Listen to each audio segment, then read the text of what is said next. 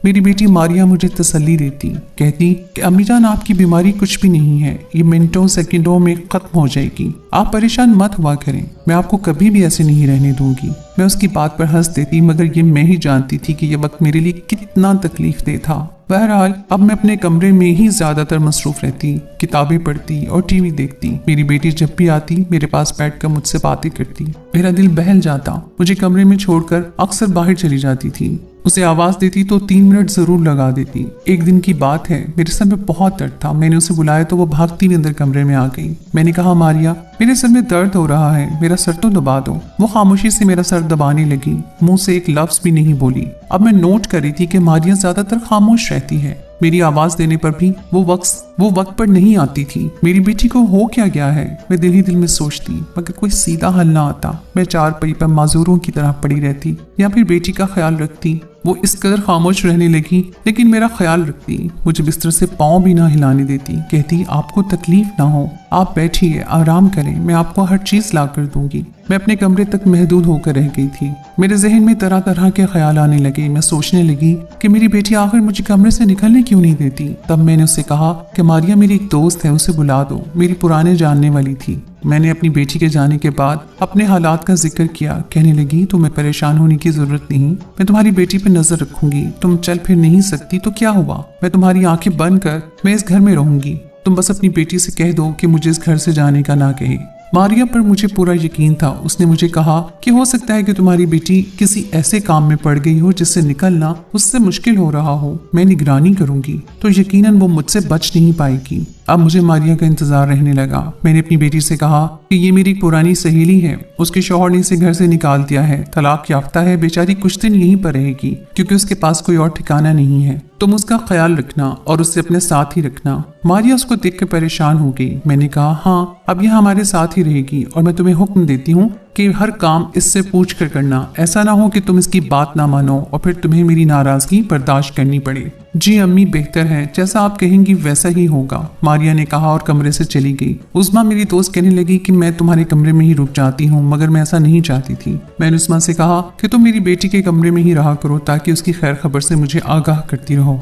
उस्मा ने कहा ठीक है, मैं तुम्हें एक एक मिनट की खबर से आगाह करूंगी। मुझे पूरा यकीन है कि 2-3 दिन में ये तुम्हारी बेटी का राज पता चल जाएगा। अगले दिन उस्मा मारिया के कमरे में ही थी। उस्मा ने सारी रात जाग कर देखा कि मारिया क्या करती है, मगर मारिया ने कोई ऐसी मशकूक हरकत नहीं की जिससे उस्मा को किसी भी किस्म का सबूत मिल पाता। अगले दिन मैंने उस्मा से पूछा तो कहने लगी मुझे लगता है तुम्हारी बेटी हमें समझ गई है, बेहतर है कि मैं 1 हफ्ते बाद दोबारा आऊँ, वरना तो ये मोहतात हो जाएगी और कभी पकड़ी नहीं जाएगी। तुम इससे कहो कि उस्मा कुछ दिन बाद दोबारा आएगी ताकि ये मोहतात ना रहे और कोई ऐसी गलती करे जिसे मैं उसको पकड़ लूं। उस्मा की बात सही थी। मैंने अपनी बेटी से कहा कि उस्मा अब हमेशा के लिए यहाँ से चली जाएगी, बस तुम एक और दिन उसे बर्दाश्त कर लो। मेरा ख्याल था कि आज की रात उस्मा को अपने कमरे पे सोने को कहूंगी, फिर आधी रात को उस्मा को कहूंगी कि वो जाकर मारिया के कमरे में झांके कि वो क्या कर रही है। उस्मा ने भी यही कहा था कि वो आज मारिया की बात का सुराग लगा कर रहेगी। आधी रात का वक्त था। मारिया मुझसे दूसरे कमरे में सो रही थी। मैंने उस्मा से कहा कि वो उठकर जाए और जाकर मारिया के कमरे में झांके। उस्मा काफी देर बाद वापस आई। कहने लगी मैं तुम्हारी बेटी के कमरे के 4 चक्कर लगा आई हूँ तो फिर जाकर सुराग मिला। मैंने बेचैनी से पूछा कि कहीं किसी लड़के के चक्कर में तो नहीं है। अरे नहीं, मैं तो परेशान हूँ कि वो करती क्या है। कमरे की सारी रोशनियां भी बंद हैं, मगर कमरे से एक अजीब आवाज आ रही है। लगता है कि कोई दूसरा भी मौजूद है। मैं ऐसा करती हूँ कि दरवाजा नॉक करती हूँ। अगर उसने खोल लिया तो इसका मतलब है कि वो अकेली है, और अगर ना खोला तो फिर तुम समझ जाना कि कोई है। मैंने कहा हाँ चलो सही है, तुम जाओ और उसका दरवाजा बजाओ, कहो कि मेरी तबीयत खराब है। मेरी हिदायत पर वो चली आएगी। उसने मारिया को पकड़ने की स्कीम तैयार कर ली। जब दरवाजा बजाया और कहा कि तुम्हारी माँ तुम्हें बुला रही है और वो सख्त तकलीफ में है, मारिया ने जल्दी दरवाजा खोला और भागती हुई मेरे कमरे की तरफ आ गई। तब तक उस्मा उसके कमरे की तलाशी लेने लगी। मारिया मेरे पास आई। मैंने उसको काफी देर अपने पास बिठाए रखा। बताया कि मैं बहुत परेशान हूँ, आजकल तुम्हारी बातों की वजह से मुझे चैन की नींद नहीं आती। मेरी बात सुनकर मारिया अफसोस से रोने लगी। अम्मी जान, आपको परेशान करना मेरा मकसद नहीं है। आप बताएं मुझसे क्या खता हुई है, मैं आपको तकलीफ पहुँचाना नहीं चाहती। वो मुझसे पूछ रही थी, मगर मैं उसे बता नहीं पा रही थी कि मुझे उस पर क्या शकूक और शुबहात हैं। थोड़ी देर बाद उस्मा आ गई। उसने मुझे इशारा किया तो मैंने मारिया को जाने को कहा। मारिया के जाने के बाद उस्मा ने बताया कि मारिया के कमरे में ऐसी कोई मशकूक चीज नहीं थी जिस पर हम उस पर शक करें या फिर ये बात कहें कि वो किसी लड़के से बातचीत करती है, क्योंकि उसके पास तो फोन भी नहीं है। उस्मा की बात अपनी जगह सही थी, मगर मारिया में बदला हुआ रवैया बिला वजह नहीं हो सकता था। अगले दिन उस्मा ने चले जाना था। उस्मा के जाने के बाद मारिया मेरे कमरे में आ गई। कहने लगी कि अम्मी जान, मुझे अच्छा नहीं लगता मेरे होते हुए आप अकेले सोती हैं। अलबत्ता मुझे कोई मदद करना होगी तो मैं रात को उठकर आपकी खिदमत करूंगी। अब भी मुझे मारिया का मकसद समझ नहीं आ रहा था। बहरहाल मैंने मारिया को अपने कमरे में बिठा लिया। मारिया रात भर मुझे कहानियां सुनाती और कभी तरह तरह की चीजें खिलाने की कोशिश करती थी। एक दिन मुझे चोट सी आ गई। मारिया कहने लगी, अम्मी जान आपको हल्दी वाला दूध पिलाऊंगी, उससे आप ठीक हो जाएंगी, आपको कभी कोई बीमारी नहीं होगी। ये मेरी एक सहेली ने मुझे बताया है कि उसके पास खास किस्म की जड़ी बूटियां होती हैं, उसके पास सारी बीमारियों का हल है। बेटी की बात सुनकर मैंने कहा, जरूर अब मारिया कुछ करने वाली है मेरा।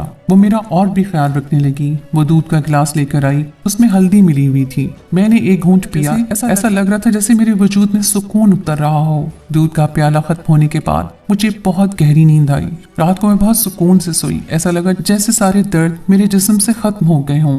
मैं सुबह नींद से बेदार हुई तो खुद को तरोताजा पाया। मैं जान गई थी कि मेरी बेटी ने वाकई मुझे एक पुरअसर दवा दी है। अब रोज यही होने लगा। मेरी बेटी रोजाना मुझे हल्दी वाला दूध देती और मैं पीकर आराम और सुकून से सो जाती। फिर वो मेरी टांगों की मश्क भी करने लगी, जिससे मुझे वक्ती आराम भी मिल जाता और दर्द वगैरह भी खत्म हो जाते। लेकिन फिर भी मुझे सुकून नहीं था। यूँ लगता था जैसे वो मुझसे कुछ छुपा रही हो या मुझसे कुछ कहना चाहती हो। फिर मैं खामोश रही।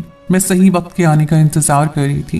वैसे उस्मा ने कहा था कि वो अगले हफ्ते आ जाएगी। एक दिन रात के वक्त की बात है, मारिया मेरे कमरे में दूध वाला गिलास लेकर आई। मेरे हाथ कांप रहे थे, इसलिए दूध मेरे हाथ से गिरने की देर थी कि मारिया का रंग जर्द पड़ गया। उसकी रंगत ऐसी थी जैसे मैंने दूध ना गिरा दिया हो, सोने का पानी गिर गया हो। मारिया की उड़ी हुई रंगत ने मुझे हैरत में डाल दिया। मारिया, ऐसा क्या हो गया है? तुम इस कदर बुखला क्यों गई हो? दूध ही तो है बेटी, और ले आओ गर्म करके और हल्दी डालकर दोबारा ले आओ। मेरी बात पर मारिया किचन में पलट गई, मगर उसके चेहरे पर परेशानी के आसार थे। मैंने देखा वो बहुत हैरान लग रही थी। वापसी पर उसके हाथ में एक रुई का गुच्छा भी था। उसने बड़ी एहतियात से वो गिरा हुआ दूध रुई में चूस लिया और फिर उसे बाहर ले जाने लगी। मैं अपने जहन में कुछ सोचने लगी कि कल क्या करना है। अगले दिन जब मारिया दूध का गिलास लेकर आई तो मैंने कहा, बेटी मैं ये दूध नहीं पी सकती, इसमें ना तुम चीनी डालती हो, अब जाओ चीनी लेकर आओ। मेरे कहने पर वो किचन की तरफ गई और चीनी ले आई। उस्मा अगले दिन आ गई। उसको मैंने दूध के बारे में बताया। उस्मा कहती कि वो तुम्हें कोई दूध में दवा पिलाती होगी ताकि तुम वक्ती तौर पर अच्छा महसूस करो।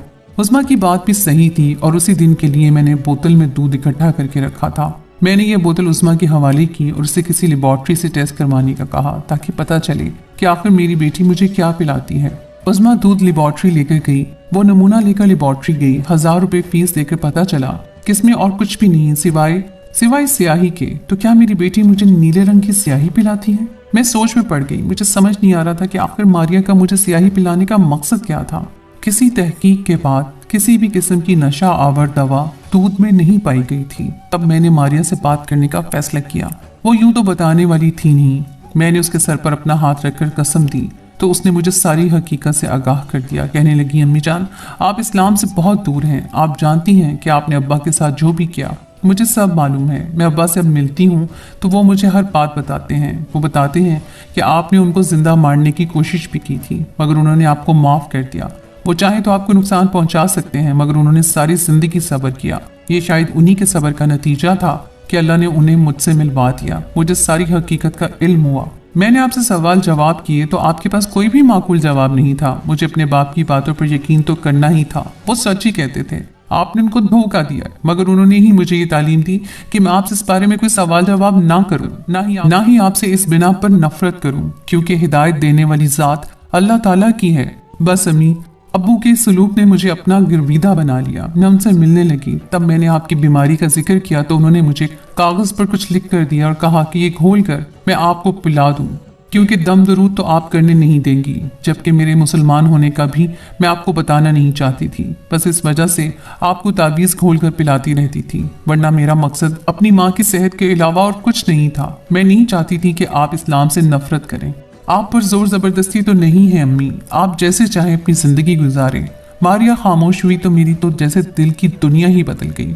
मैंने तो इस तावीज़ के ज़ेरे असर अपनी खोई हुई ज़िंदगी दोबारा हासिल की थी। मैंने वो मोजज़ा देखा था जो शायद सच्चे दिल से ईमान लाने के लिए काफ़ी था। इस वाक़े के बाद मैंने अपने शौहर से रुजू कर लिया, अपनी बेटी से भी माफ़ी मांगी और अपने शौहर के साथ एक नई ज़िंदगी का आगाज़ किया।